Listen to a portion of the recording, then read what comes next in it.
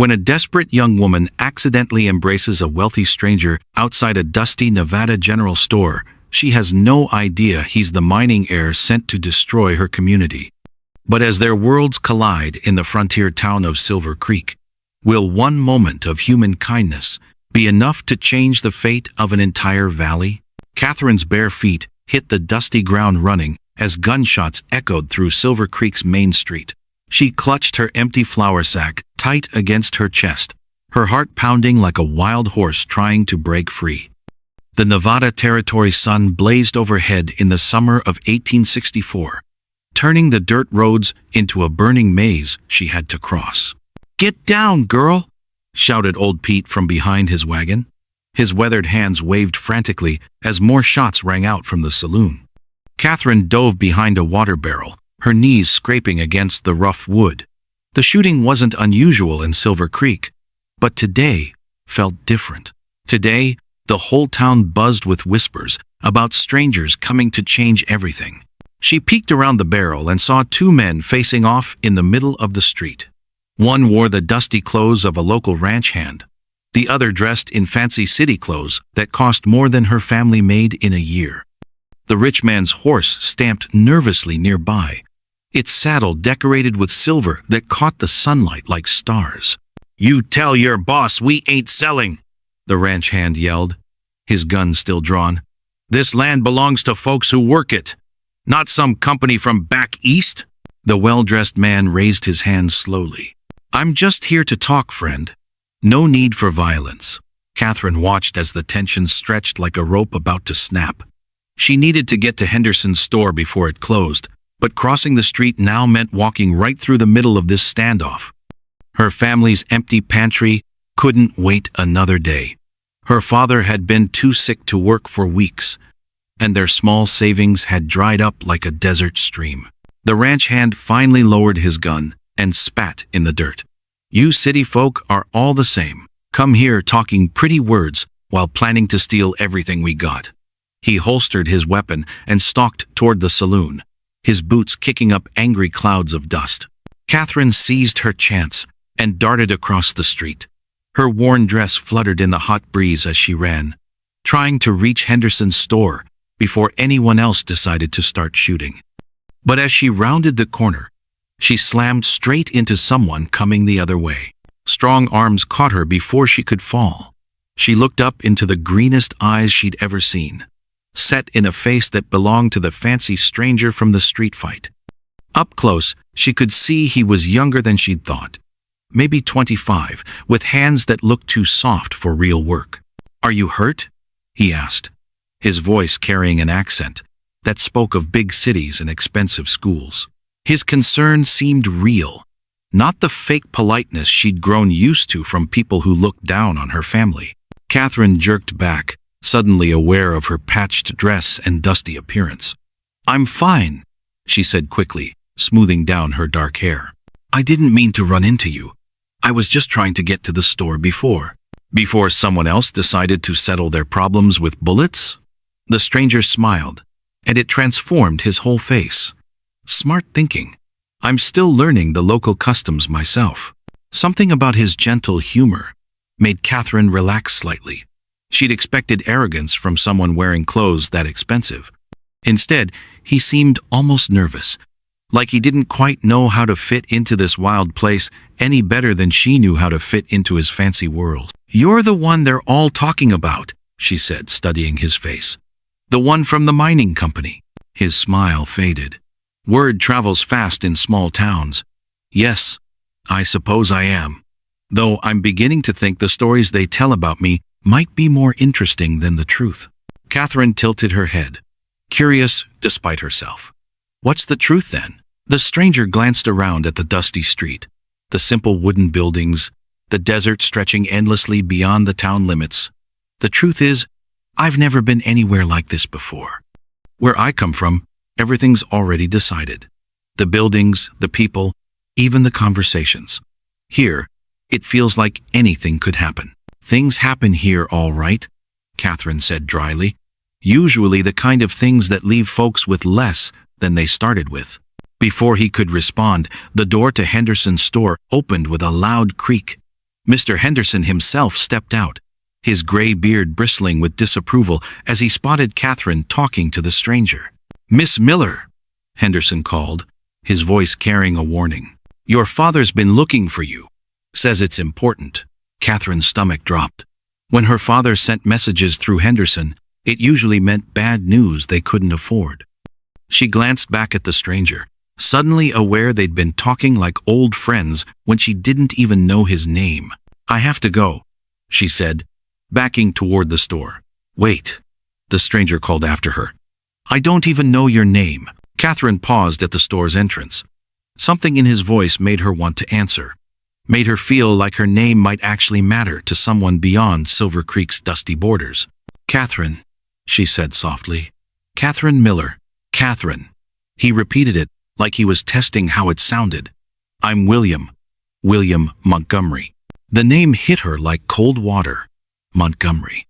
Everyone in town had heard that name whispered with fear and anger. Montgomery Mining Company. The business that wanted to tear up their valley and leave nothing but empty holes in the ground. Catherine's face went pale. She'd been talking to the enemy. And worse, she'd almost liked him. Without another word, she fled into the store, leaving William standing alone in the street, wondering why her expression had changed so completely when he'd told her his name. Inside Henderson's store, Catherine's hand shook as she pretended to examine a bolt of fabric she couldn't afford. Through the window, she could see William still standing where she'd left him, his face troubled and confused. Her heart hammered against her ribs like a trapped bird. "That man's trouble, Catherine," Henderson said quietly, joining her at the window. His weathered fingers drummed against the counter. "Folks are saying his family's company wants to buy up the whole valley, turn it all into one giant mining operation." Catherine pressed her lips together.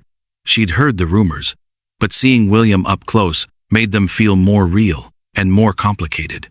He didn't look like someone who wanted to destroy people's lives. But then again, rich folks probably got plenty of practice at hiding their true intentions behind pleasant smiles. "What did my father want?" she asked, changing the subject before her thoughts could wander further down that dangerous path. Henderson's expression grew serious. "He got word from the bank in Carson City. Says they're calling in all outstanding loans by the end of the month. Every family that owes money needs to pay up, or..." He didn't finish the sentence. He didn't need to. Catherine's knees nearly buckled. Their small farm already carried more debt than her father could handle while he was healthy. With him laid up sick, they had no way to earn the money they owed. Losing their land would mean losing everything. "How much time do we have?" she whispered. 3 weeks. Maybe less, if they decide to move fast. Henderson's voice was gentle but honest. "I wish I had better news, child." Catherine nodded numbly and walked toward the door. She needed air, needed space to think, needed to figure out how to save her family from disaster. But as she stepped outside, she nearly collided with William Montgomery for the second time that day. "Miss Miller, I was hoping," he began, then stopped when he saw her face. "What's wrong? You look like you've seen a ghost." "Maybe I have," Catherine said bitterly. "Maybe I'm looking at one right now." William's brow furrowed. "I don't understand. Did I say something to offend you? If I did, I certainly didn't mean to." Catherine wanted to walk away, wanted to pretend this conversation had never happened. But anger and fear made her bold. "Your name is Montgomery. Your family owns the mining company that's trying to destroy our town. And you're standing here acting like we're just two people having a friendly chat." "We are just two people having a friendly chat," William said carefully. "At least, I thought we were." "Nothing about this is friendly." Catherine's voice rose, drawing stares from other folks on the street. "You're here to steal our land, aren't you? To turn our homes into mining pits and scatter our families like tumbleweeds in the wind." William took a step back, clearly shaken by her accusation. "I'm here on business for my father's company, yes, but I'm not here to steal anything from anyone. I'm here to make fair offers for land purchases." "Fair?" Catherine laughed. But there was no humor in it. What's fair about forcing families to sell the only homes they've ever known? What's fair about turning a whole valley into a scar in the earth just so rich folks back east can get richer? It's not that simple, William protested. Mining creates jobs, brings money into communities. It helps people build better lives. Better for who? Catherine shot back. Better for the families who have to leave? Better for the land that gets torn apart? Or just better for the people who own the companies? William opened his mouth to argue, then closed it again. Catherine could see him thinking, really thinking, maybe for the first time, about what his family's business actually meant for the people who lived in the places they wanted to mine. I never thought about it that way, he admitted quietly. Well, maybe it's time you started thinking about it. Catherine turned to go, then paused. That man you faced down in the street earlier? He's got 3 children, and a wife who's expecting another baby. The land you want to buy feeds his family. It's not just property to him. It's everything he has in the world. She walked away before William could respond, leaving him standing alone outside Henderson's store, with her words echoing in his mind. For the first time since arriving in Silver Creek, he began to wonder if the business that had seemed so straightforward from his father's office in San Francisco might be more complicated than anyone had told him. That evening, William sat in his room at the town's only hotel, staring out at the desert landscape painted purple and gold by the setting sun.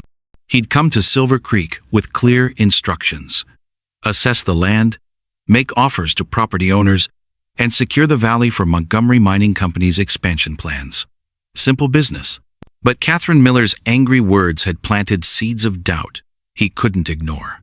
What did he really know about the people who lived here? What did he know about what they'd lose if his father's plans went forward?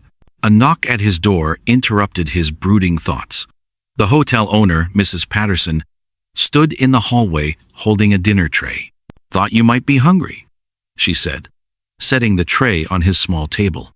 "Most folks eat downstairs in the common room, but I figured you might prefer some privacy tonight." William understood. After the confrontation in the street and his public argument with Catherine, he probably wasn't welcome company for most of Silver Creek's residents. "Mrs. Patterson," he said as she prepared to leave, "what can you tell me about the Miller family?" The older woman's expression softened. "Good people. Catherine's father, Robert, used to be one of the best horse trainers in the territory before he took sick. Her mother died when Catherine was just 15, left her to raise her younger brother and take care of her father. That girl works harder than most grown men, trying to keep their little farm going. They're struggling financially?" Mrs. Patterson gave him a sharp look. "Most everyone around here is struggling, Mr. Montgomery.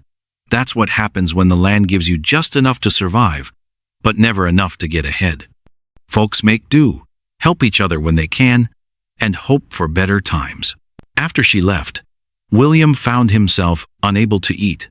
He kept thinking about Catherine's fierce defense of her community, her anger at the thought of losing everything she'd worked to protect. He'd never met anyone who fought so hard for so little, who found such value in things he'd been taught to see as obstacles to progress. What was he really doing here? And more importantly, what was he going to do about the growing certainty that everything he'd believed about his family's business might be wrong? Catherine's hands shook as she stared at the stranger who had just offered to pay her family's debt. The morning light streaming through Henderson's store windows made his fancy clothes shine like silver coins. She had never seen buttons so polished or boots so perfect. "I don't need your money," she said, lifting her chin high. Her voice came out stronger than she felt inside. The other customers in the store stopped talking and turned to watch. Mrs. Patterson clutched her purse tighter, and old Mr. Jenkins leaned forward on his walking stick. William's green eyes widened. Most people jumped at his offers of help. They smiled, big smiles, and thanked him over and over. But this girl with dirt under her fingernails and patches on her dress was saying no to him. No one ever said no to a Montgomery. "Why not?" he asked, forgetting to use his fancy manners. "Your family needs help, and I have money to spare." Catherine felt heat rise in her cheeks. Behind her, she heard Henderson clearing his throat like he always did when customers argued. She knew everyone was listening to every word. By sunset, the whole town would know about this conversation. "Because I'm not some lost puppy you can feed and forget about," she snapped. Her dark eyes flashed like lightning before thunder. "We may not have much, but we have our pride." William stepped closer, lowering his voice. He smelled like expensive soap and leather polish. Nothing like the men in Silver Creek who smelled of honest sweat and desert dust. "I wasn't trying to insult you," he said softly. When someone shows me kindness, I want to return it." Catherine blinked. Kindness? All she had done was keep him from falling when he stumbled through the door. Any decent person would have done the same thing. "That wasn't kindness," she said, confused. "That was just normal." Something in William's face changed. His perfect smile faded, and for a moment he looked almost sad. "Normal," he repeated, like the word tasted strange in his mouth. Henderson coughed again, louder this time. "Miss Miller, about your father's account." The spell broke. Catherine remembered where she was and why she had come. Her family needed flour, salt, and medicine for her mother's cough. They needed these things, but they couldn't pay for them. At least not all at once. She pulled out her small cloth purse and counted the coins inside. 15 cents. It wasn't enough for everything, but it was all they had, until her father sold another piece of furniture or found work somewhere.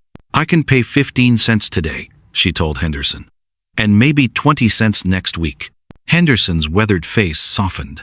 He had known Catherine since she was a little girl running around his store while her mother shopped. He remembered when the Miller family had money, before her father got sick and couldn't work the mine anymore. "That's fine, child," he said gently. "Take what you need." But William shook his head. "No, put it all on my account, please." "I said no." Catherine's voice rang out sharp and clear. Several people jumped. Even tough old Mr. Jenkins looked surprised. The store fell silent, except for the buzzing of flies near the candy jars. Catherine felt everyone staring at her, but she didn't care. She had been poor before, and she would find a way to manage without charity from strangers. William studied her face like he was trying to solve a puzzle. Back east, people always took his money. They smiled and bowed and promised to remember his generosity. But this girl was different. She stood straight and proud even though her dress had been mended with different colored thread. "What if it wasn't charity?" he asked suddenly. Catherine frowned. "What do you mean? What if you did something for me in return?" Now she really was confused. What could she possibly do for someone who wore clothes that cost more than her family made in a year? William's mind raced. He hadn't planned this conversation, but something about Catherine's fierce independence made him want to know more about her, about this town, about people who chose pride over comfort. "I'm new here," he said. "I don't know anyone or anything about Silver Creek. Maybe you could show me around town. Tell me about the people and places." Catherine's frown deepened. "Why would you want to know about this place? It's nothing special." "Maybe that's exactly why I want to know about it." The answer made no sense to Catherine, but she could see he was serious. His green eyes held no trace of mockery or pity, just genuine curiosity. Henderson cleared his throat a third time. "Miss Miller, I hate to rush, but other customers are waiting." Catherine looked around and saw that 3 more people had entered the store. They were all watching the strange conversation between the poor girl and the rich stranger. "Fine," she said quickly. 1 hour. I'll show you around town for 1 hour. But after that, we're even." William smiled, and this time it reached his eyes. 1 hour, he agreed. Henderson packed Catherine's supplies into her flour sack, while William counted out coins from a leather wallet that held more money than Catherine had ever seen in one place. The other customers whispered among themselves, creating a low buzz of gossip that would spread through Silver Creek faster than wildfire. As they prepared to leave the store together, Catherine wondered what she had just gotten herself into. Showing a stranger around town seemed simple enough, but something about William Montgomery made her think that nothing involving him would be simple. The bell chimed as they stepped outside into the bright Nevada sunshine. Catherine adjusted her worn shawl and pointed toward the main street. "Where do you want to start?" she asked. William looked around at the dusty buildings and wooden sidewalks. Everything seemed so different from the polished cities he knew. So real and rough and honest. "Surprise me," he said. 3 days after their tour of Silver Creek, Catherine was beating dust from her family's old rug when her younger brother Daniel came running up the dirt path to their cabin. His face was red from the desert sun, and sweat dripped from his forehead like he had been running for miles. "Catherine," he called out, gasping for breath. "You need to hear this." She dropped the rug and hurried to meet him. Daniel was only 12, but he was smart and never got excited about nothing. If he was this worked up, something important had happened. "What's wrong?" she asked, helping him sit on the wooden steps of their small porch.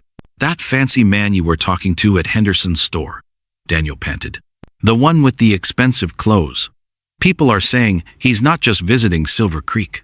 Catherine's stomach suddenly felt like she had swallowed cold stones. "What do you mean?"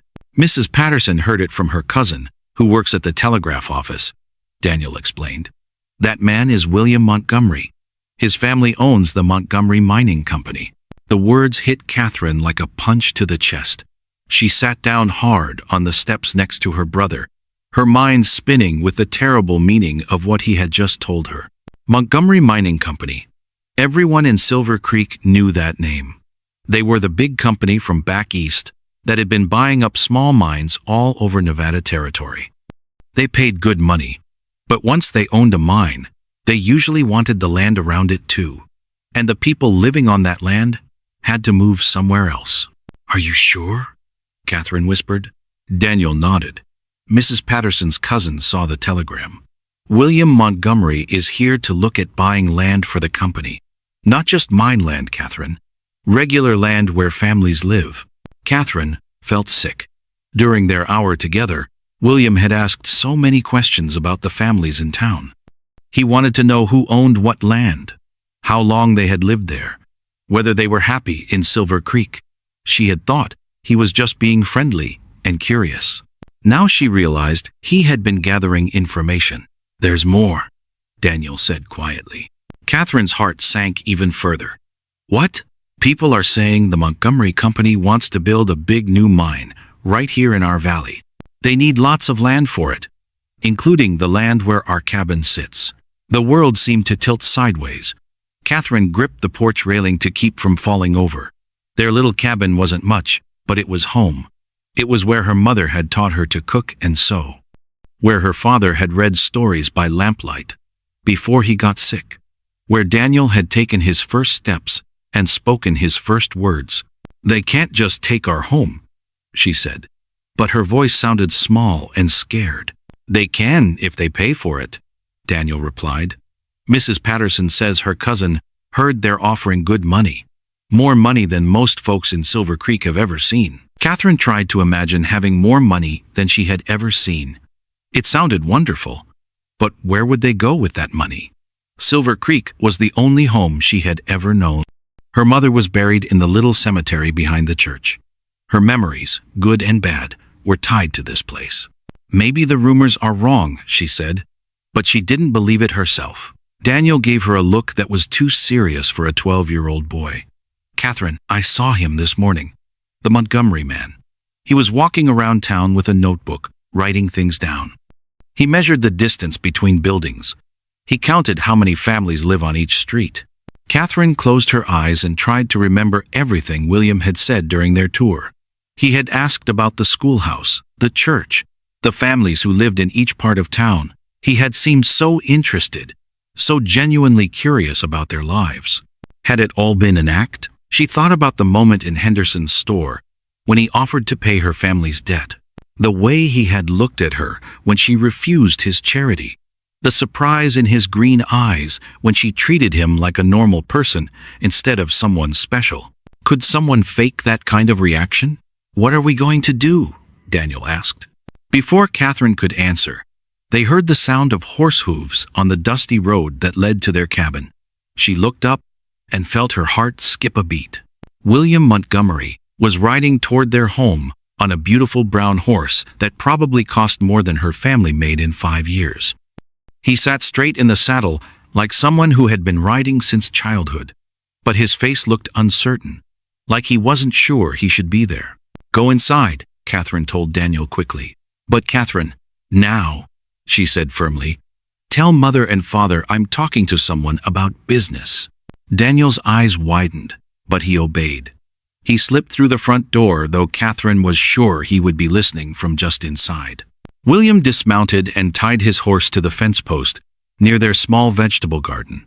Catherine noticed he was careful not to let the animal step on her plants. That was something, at least. "Miss Miller," he said, walking toward the porch. He held his hat in his hands and looked nervous. "I hope you don't mind me visiting." Catherine stood up and crossed her arms. "That depends on why you're here." Something in her tone made him stop walking. He studied her face, and she saw the exact moment when he realized she knew who he really was. "You've heard the rumors," he said softly. "Are they rumors?" Catherine asked. "Or are they true?" William was quiet for a long moment. Around them, the desert wind rustled through the sage brush and made the loose boards of their cabin creak. In the distance, a hawk circled high above the valley, searching for prey.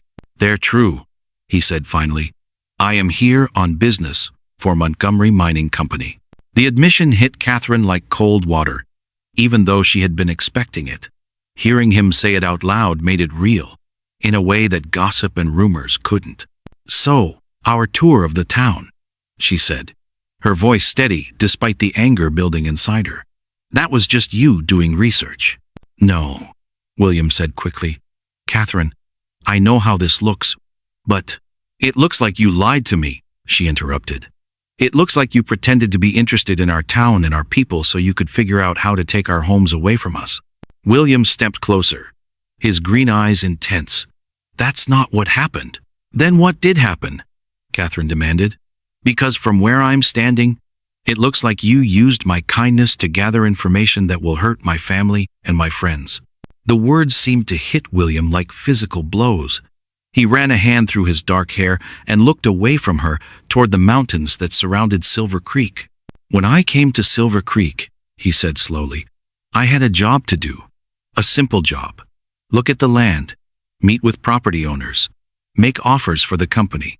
And then I met you." He looked back at her, and Catherine saw something in his face that made her anger waver slightly. "Catherine, I've been to dozens of towns on business for my father's company. I've met hundreds of people, but I've never met anyone like you." "What's that supposed to mean?" "It means that for the first time in my life, someone looked at me and saw just a person, instead of a source of money or power or opportunity." Catherine frowned. She didn't understand what he was trying to tell her. William stepped closer, his voice becoming more urgent. "You have no idea what it's like to never know if people like you for yourself or for what you can give them. But when you refused my offer to pay your family's debt, when you insisted on doing something for me in return, you treated me like I was worth something beyond my wallet. That doesn't change why you're here," Catherine said, though her voice was softer now. "No," William agreed. "It doesn't. But it changes everything else." The angry crowd gathered like storm clouds around the Miller cabin as Daniel burst through the door, his chest heaving from running. "Catherine, they're coming! Half the town's marching this way, and they're carrying torches." Catherine dropped the mending in her lap and rushed to the window. Through the dusty glass, she could see at least 20 people stomping up the dirt path toward their home. Mrs. Patterson led the group, her face twisted with rage, while Mr. Henderson and several other merchants followed close behind. "What do they want?" Catherine's mother asked, pulling her shawl tight around her thin shoulders. "They think Catherine's been helping that Montgomery fellow trick us all," Daniel explained, his young voice cracking with fear. "Someone saw them talking on the hill yesterday, and now everybody's saying she's a spy for the mining company." The accusation hit Catherine like a slap.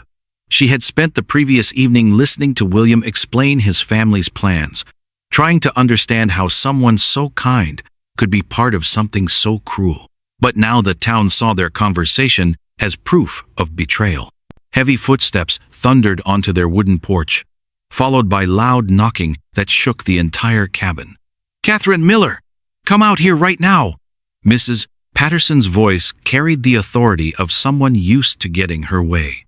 Catherine squared her shoulders and opened the door, stepping onto the porch to face the crowd. The setting sun cast long shadows across their angry faces, making them look like strangers, instead of neighbors she had known her entire life. "Evening, Mrs. Patterson," Catherine said, keeping her voice steady despite her racing heart. "What brings you all to our home? Don't play innocent with us, girl." "Mrs. Great," Patterson snapped, waving her torch dangerously close to Catherine's face. "We know you've been meeting secretly with that mining company man. Planning to sell us all out, weren't you?" A chorus of angry voices rose from the crowd. "Traitor!" someone shouted. "How much did they pay you?" called another. Catherine felt heat rising in her cheeks, but not from the torches. "I haven't betrayed anyone. William Montgomery is not what you think he is." "Oh, so now you're defending him?" Mr. Henderson stepped forward, his usually kind face hard with disappointment. "Catherine, your family owes my store more money than you can count. Did he promise to pay your debts in exchange for information about who owns what land?" The crowd murmured with approval at Henderson's theory. Catherine realized how her situation must look to them, a desperate poor girl suddenly spending time with a rich outsider. But the truth was far more complicated than their simple explanations. "You don't understand," Catherine began. But Mrs. Patterson cut her off. "We understand plenty. While we've been worrying about losing our homes, you've been making deals with the enemy." Just then, hoofbeats echoed from the main road. The crowd turned to see William riding toward them on a beautiful black horse, his expensive clothes making him stand out like a peacock among sparrows. He dismounted and walked toward the angry group with calm determination. "Good evening," he said politely, tipping his hat. "I couldn't help but notice the gathering. Is there some kind of problem?" Mrs. Patterson pointed her torch at him like a weapon. "The problem is you and your sneaky plans to steal our land." William's green eyes found Catherine's across the crowd. She saw something in his expression that made her breath catch, a decision forming, dangerous and irreversible. "Actually," William said, his voice carrying clearly through the evening air, "I'm glad you're all here. It saves me from having to call a meeting myself." He reached into his jacket and pulled out an official-looking document with red seals and ribbons. The crowd fell silent, recognizing the importance of such formal papers. "This is a letter from Montgomery Mining Company headquarters, signed by my father personally," William continued. "It authorizes me to acquire all land in Silver Creek Valley using any means necessary, including forced sales and legal seizure." Gasps and worried murmurs rippled through the crowd. Catherine felt her heart sink. Was William about to prove everyone's worst fears correct? But then William did something nobody expected. He held the document high above his head and tore it completely in half. The silence that followed was so complete that Catherine could hear her own heartbeat. William let the pieces of paper flutter to the ground like confetti. "However," he said with a slight smile, "it's rather difficult to follow orders when the authorization has been accidentally destroyed, wouldn't you say?" The torn pieces of the document lay scattered in the dust like fallen leaves, and for a long moment, nobody moved or spoke. Catherine stared at William in shock, understanding that he had just thrown away everything he was supposed to inherit. Mrs. Patterson was the first to find her voice. "What kind of trick is this?" she demanded, though her torch now trembled in her hand. William stepped forward, addressing the entire crowd with the confidence of someone who had finally discovered what he truly believed. "No trick, ma'am. Just a man who realized he was asking the wrong questions." He began walking slowly among the group, looking each person in the eye as he spoke. "I came to Silver Creek to buy your land cheaply and force out anyone who refused to sell. That was my job, my duty to the family business." Young Tommy Crawford, barely 16 and already working to support his widowed mother, stepped forward boldly. So why should we trust you now? Rich folks like you change their minds whenever it suits them. Catherine watched William's face carefully, seeing him consider the boy's challenge with genuine respect rather than dismissal. This was not the same man who had stumbled into Henderson's store just weeks ago. You're absolutely right to be suspicious, Tommy, William replied. But let me tell you what I've learned since arriving here. He paused beside Mrs. Patterson, whose anger was slowly being replaced by curiosity. I've learned that Mrs. Patterson makes the finest apple pies in 3 territories, and she gives them away to families who can't afford food. The mining company would call that poor business sense. Mrs. Patterson's mouth fell open in surprise. William continued moving through the crowd. I've learned that Mr. Henderson extends credit to families in need, even when he knows they may never be able to pay. The company would call that foolish generosity. He stopped in front of Daniel, Catherine's young brother. And I've learned that this young man walks 2 miles each way to school every day, even in winter storms, because he dreams of becoming a teacher. The company would call that wasted effort, since there's no immediate profit in education. Daniel's chest puffed out with pride at being noticed and praised by such an important stranger. But I call all of these things something else entirely, William continued, his voice growing stronger. I call them the foundation of a community worth preserving. Catherine felt tears building in her eyes as she watched this man risk everything he had been raised to value. So here's what I propose, William announced, pulling another document from his jacket. This one looked different, less official, written in his own handwriting. Instead of selling your land to Montgomery Mining, what if we formed our own company?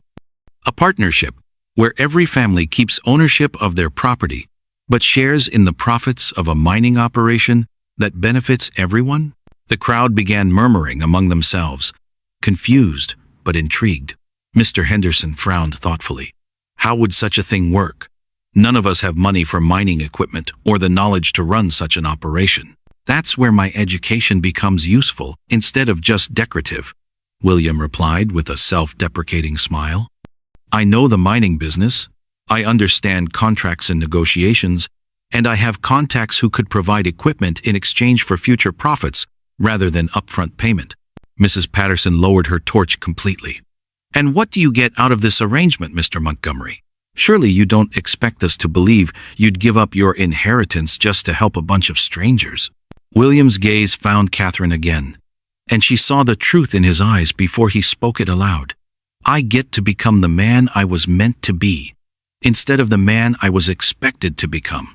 And these strangers have become the closest thing to real friends I've ever known. Catherine stepped down from the porch, moving through the crowd toward William. The townspeople parted to let her pass, sensing that something important was about to happen. William, she said softly, using his first name in front of everyone for the first time. Your father will never forgive you for this choice. He reached out and gently took her hand, not caring who saw the gesture. Then I'll have to build a new family with people who value loyalty over profit. The crowd watched this exchange with growing understanding. This wasn't just about mining rights or land ownership. It was about choosing between 2 completely different ways of living. Tommy Crawford spoke up again, his young voice carrying surprising wisdom. My pa always said that a man's worth isn't measured by what he inherits, but by what he builds with his own hands. William nodded gratefully at the boy. Your father was a wise man, Tommy. As the sun finished setting behind the mountains, the angry mob had transformed into something else entirely. A community considering a new future. Catherine squeezed William's hand and stepped forward to address her neighbors. I think we should hear more about this partnership idea, she announced. But not standing in the dark with torches.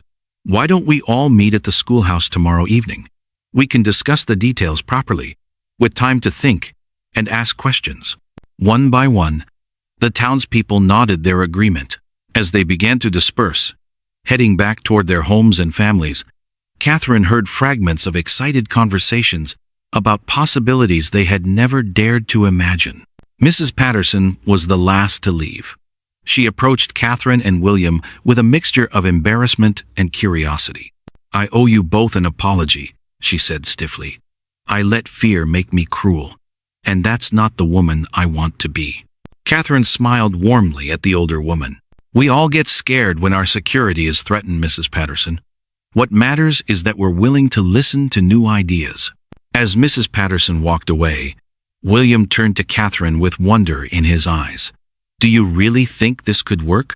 A mining partnership run by the community instead of outside investors? Catherine looked back at her family's humble cabin, then gazed out over the valley that had been her entire world. Tonight, that world had suddenly become full of possibilities she had never dreamed of. I think, she said carefully, that the best ideas usually seem impossible until someone brave enough tries to make them real.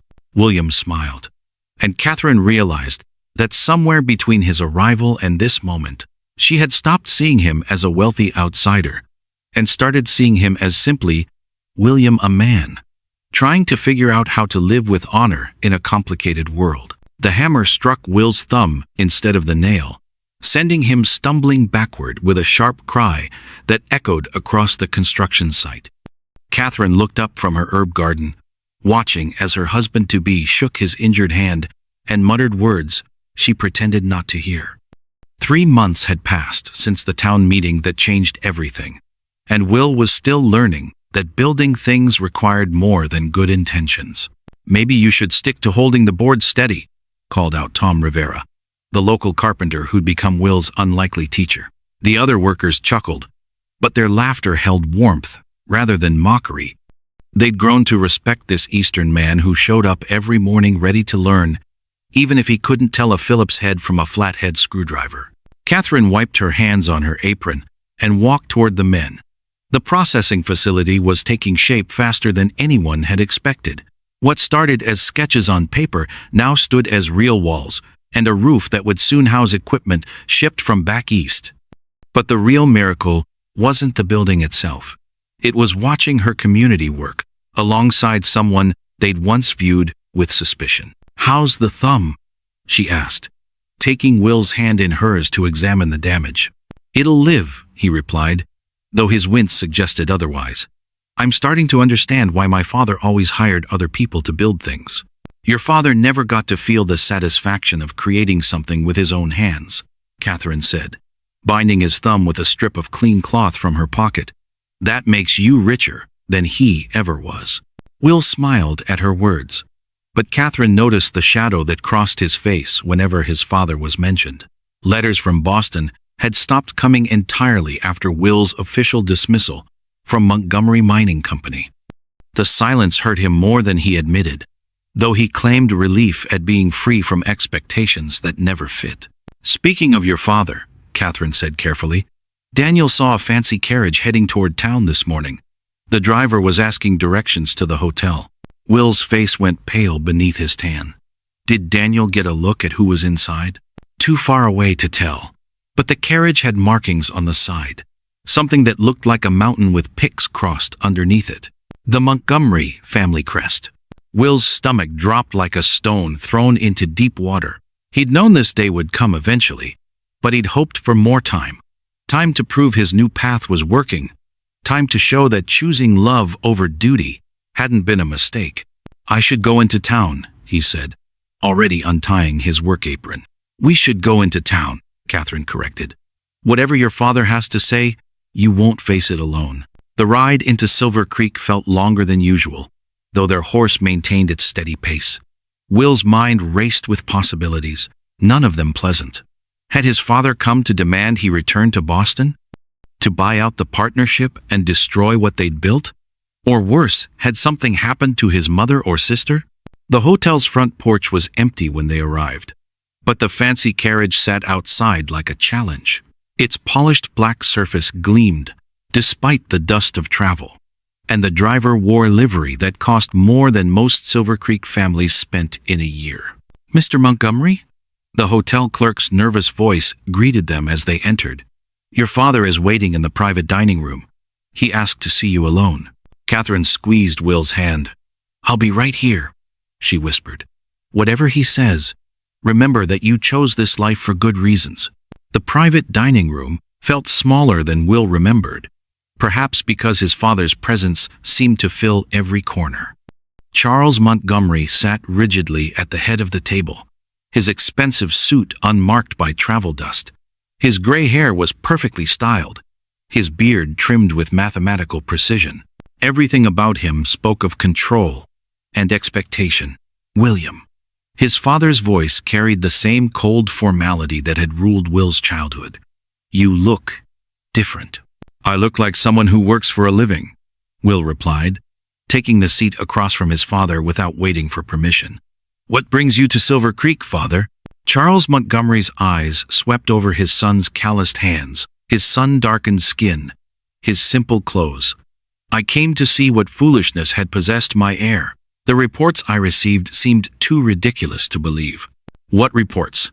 That you'd thrown away your inheritance to play farmer with a collection of dirt-poor settlers. That you'd fallen under the spell of some local girl who convinced you to betray your own family's interests. Will's jaw tightened. Catherine Miller didn't convince me of anything. She showed me what it looked like to care about something beyond profit margins. Catherine Miller. Charles spoke the name like it tasted bitter. The daughter of a failed miner with debts larger than his prospects. I suppose she seemed quite grateful for your attention. Stop. Will's voice cut sharp through the air. You don't know her. And you don't know what we've built here. Built? Charles leaned back in his chair, a cold smile playing at his lips. William, you've built nothing. You've simply given away everything your grandfather and I spent decades creating. The Montgomery name meant something before you decided to play at being common. The words hit their target, but Will found himself thinking of Tom Rivera's patient teaching, of the school children who now had proper desks, of families who no longer feared losing their homes to corporate expansion. Maybe the Montgomery name needed to mean something different. His father's expression hardened. I didn't travel 2,000 miles to debate philosophy with a son who's forgotten his place. I came to offer you one final chance to return where you belong. And if I refuse, then you'll discover what life is truly like without the safety net you've always taken for granted. Your little partnership here exists because I've chosen not to crush it. That tolerance ends today. Will felt his heart hammering against his ribs, but his voice stayed steady. What exactly are you threatening? Charles Montgomery smiled, and it was the coldest expression Will had ever seen on his father's face. I'm not threatening, son. I'm simply explaining reality. Montgomery Mining Company has larger plans for this territory. Plans that don't include amateur partnerships with sentimental fools. Unless you return to Boston immediately, I'll ensure that Silver Creek learns what happens when communities stand in the way of progress. The silence stretched between them like a chasm neither man was willing to cross first. Outside, Will could hear the normal sounds of the town horses in the street, children playing, the distant ring of the blacksmith's hammer. All of it suddenly felt fragile, like a soap bubble that could burst with a single wrong move. I need time to think, Will said finally. You have until sunset tomorrow, his father replied. After that, my patience expires, along with my son's last chance at redemption. Charles Montgomery stood, smoothing his jacket with practiced precision. I'm staying at this hotel tonight. I suggest you spend the time wisely, perhaps explaining to your Miss Miller and her friends what their stubbornness will cost them. He walked toward the door, then paused.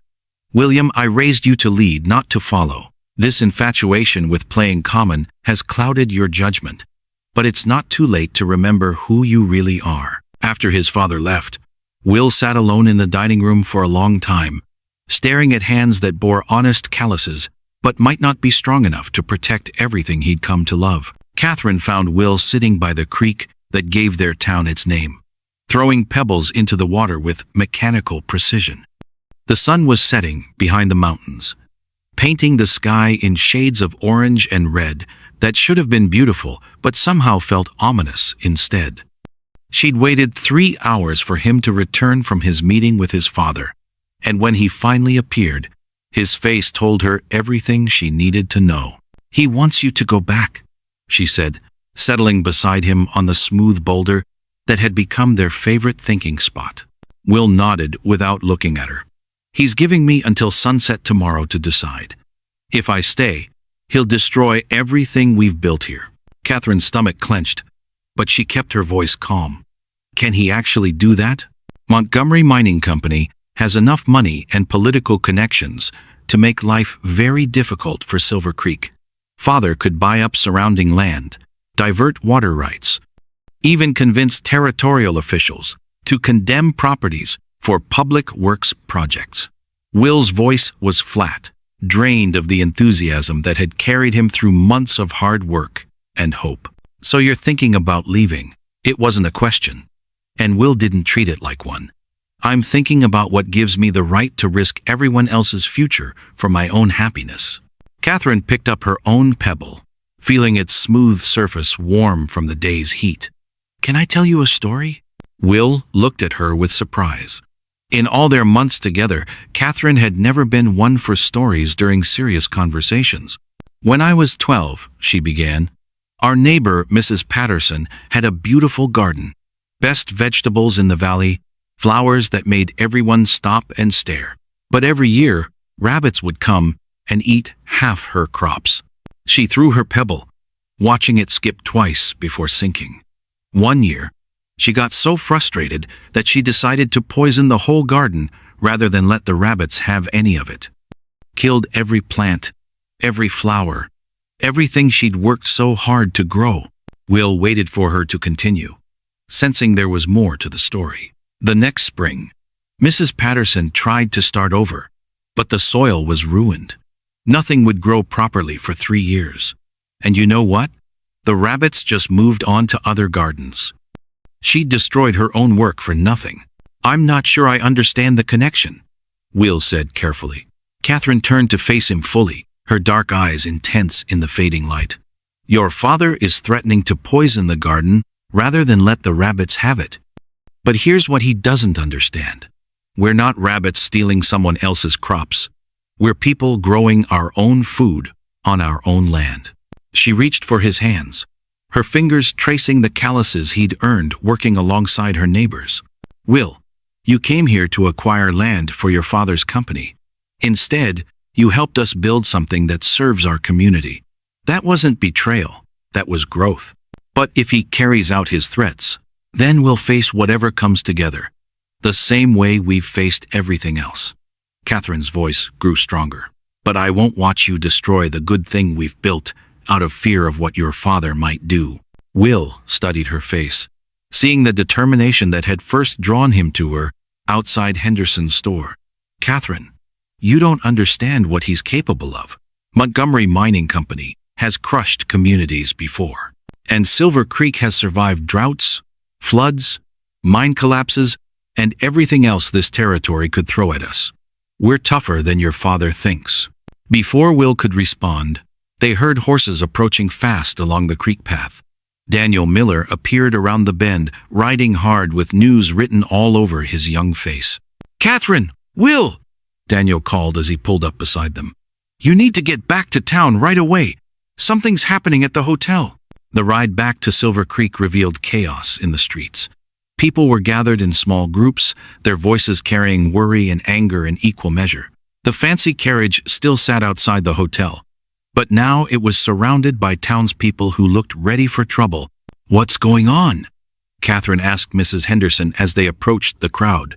"That Eastern man, Will's father, he's been making offers," Mrs. Henderson replied, her face flushed with indignation. "Trying to buy people out, offering twice what their land is worth if they'll sell immediately." Will felt his heart sink. His father wasn't waiting until tomorrow after all. "Some folks are tempted," continued Mrs. Henderson. "The Richards family is struggling since John hurt his back. That much money would solve all their problems." Catherine looked around at the faces in the crowd, neighbors she'd known all her life. People who'd worked together to build the partnership with Will's company. Fear and uncertainty were written on every face, along with a desperate calculation of people who'd never had enough money to feel secure. "Where is my father now?" Will asked. "Still inside, meeting with families one by one," Tom Rivera answered. "He's systematic, I'll give him that. Started with the people who have the most to lose and the least to bargain with. Will squared his shoulders. I need to stop this. We need to stop this, Catherine corrected, taking his arm. Whatever you're planning to say to him, we say it together. They pushed through the crowd toward the hotel entrance.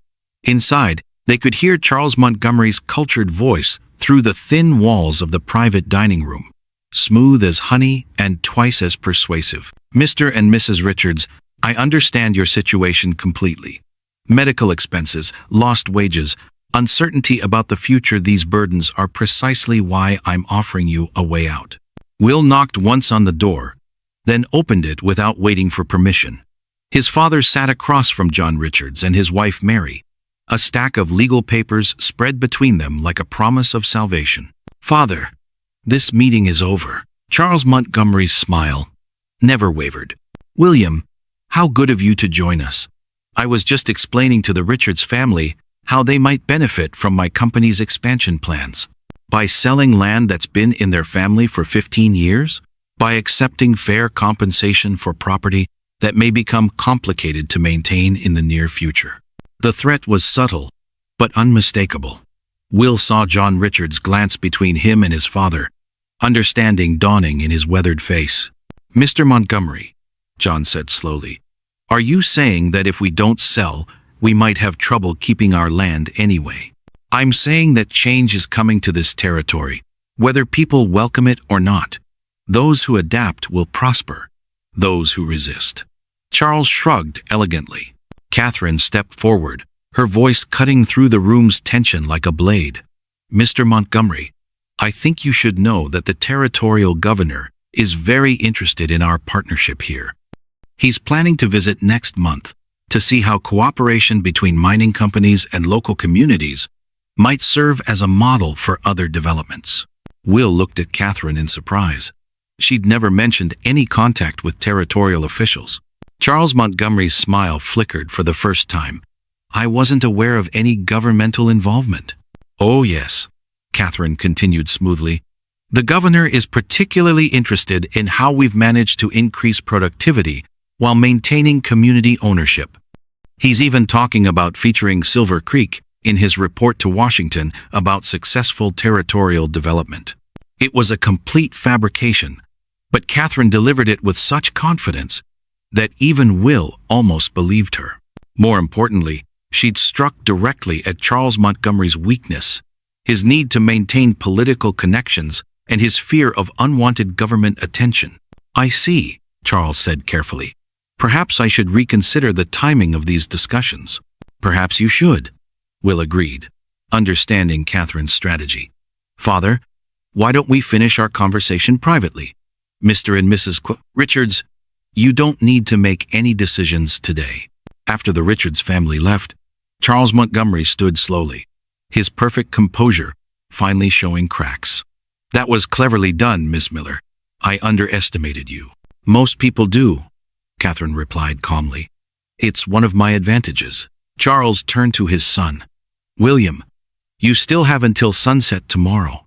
But understand that if you choose to stay, you'll be choosing a life of constant struggle against forces larger than yourself.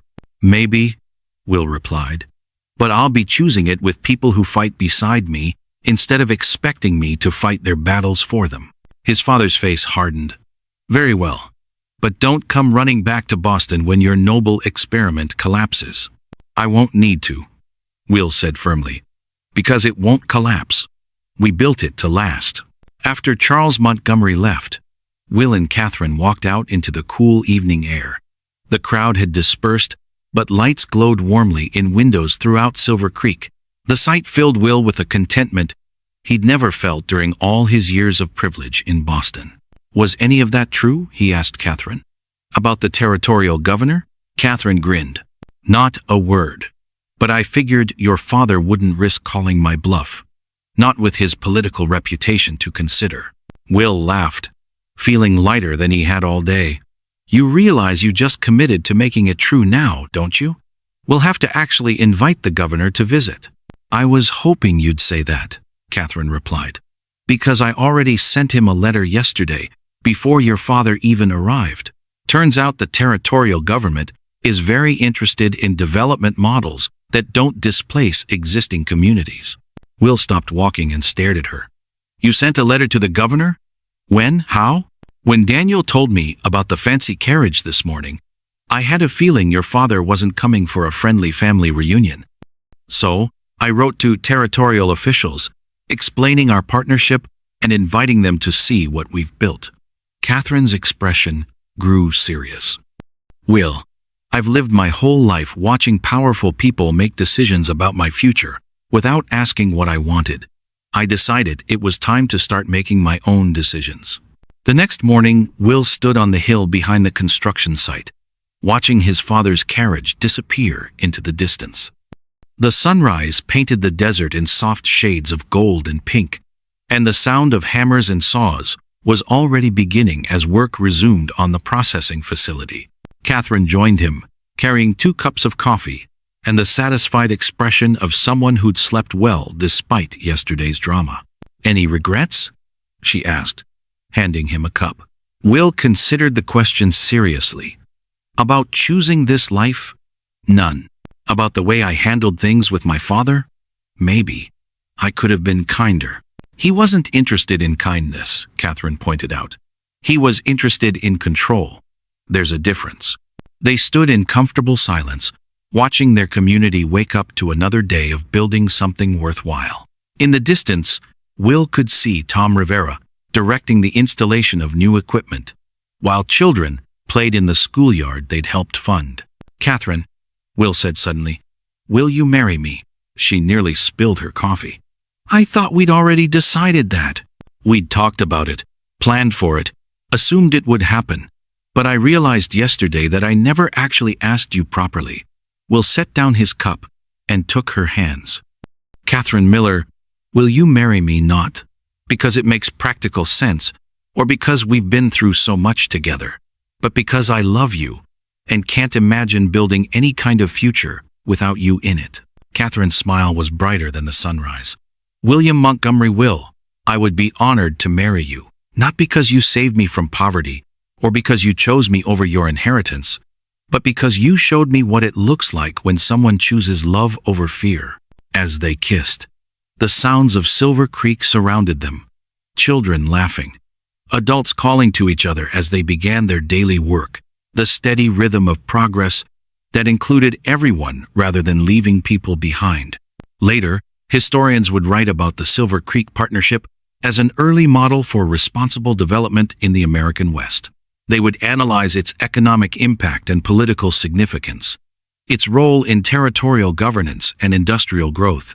But for the people who lived it, the story was simpler and more profound. 2 strangers had met by accident, discovered that kindness was more powerful than wealth or status, and decided to build a life based on what they could create together, rather than what they could inherit separately. The heart of Silver Creek, it turned out, wasn't found in the creek itself or in the silver that still lay buried in the mountains.